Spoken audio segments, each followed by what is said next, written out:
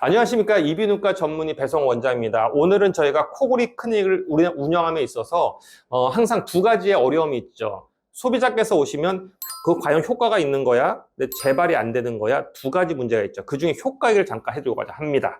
자, 코골이는 무조건 항상 제가 설명드리지만 세 군데를 뚫어야 됩니다. 1번 코, 2번 목위, 3번 목 아래. 그로 인해서 바람이 잘 왔다 갔다 한다면 이런 떨림 혹은 이런 막힘 이거를 갖다 해결할 수 있다는 거죠. 결국에는 우린 뭐예요? 구멍을 넓혀야 되는 목표를 갖고 있습니다. 바람이 잘 왔다 갔다 한다는 거죠. 1번의 수술은 거의 문제가 되지 않습니다. 대신에 잘해야 되죠. 수술을 잘한다면 대부분의 비염수가 동일한 수이거든요. 비중경, 망곡증, 합의약, 비대증 수술을 잘한다면 이쪽은 크게 문제되지 않습니다. 문제 여기도 2번도 목 위쪽이죠.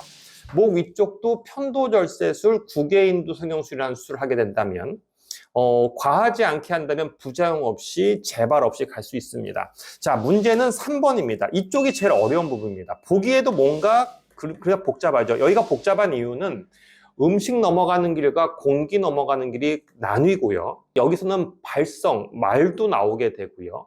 여기서 잘못하면 살에도 걸리게 되고 하는 아주 예민한 부분이기 때문에 여기를 잘못 건드리는 게 되게 부담. 잘못하면 평생 살해를 걸리게 되는 장애를 안을 수도 있다는 거죠. 그래서 이 수술을 과거부터 이렇게 저렇게 많이 해왔습니다. 그런데 혀 자르고 턱을 깨고 여기에 뼈를 밀고 들어가고 했더니 효과가 그닥 높지 않다라는 거예요. 그런데 효과를 보려고 하면 뭔가 좀 더 많은 조작을 해야 되고 그런 부작용 위험이 높아진다는 거예요. 그게 항상 코골이 수술의 문제점이었어요.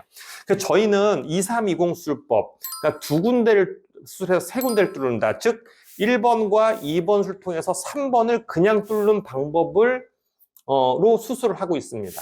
어떤 거냐면 여기까지 잘 가면 그 힘으로 3번이 그냥 열린다는 거예요. 그렇게 될 수 있게 위를 잘 열심히 열어놓는다는 거고, 바람이 이렇게 입으로 새는가 발생하면은 내려간 힘이 약하기 때문에 실패하니까 요 입을 다물게 하는 턱밴드나 입 테이프를 단기간 1년, 2년 입 다무는 용도로 사용하긴 합니다. 그래서 여러분들께서 병원에 가서 코골이 상담을 하면서 효과에 대한 고민할 때는 딱 그거 하시면 돼요. 세 군데를 다 뚫었냐. 딱 고민하시면 되고, 세 군데 중에 남김 게 없이 뚫어야 효과를 보장할 수 있다 정도는 알고선 상담을 받으시면 좋겠습니다.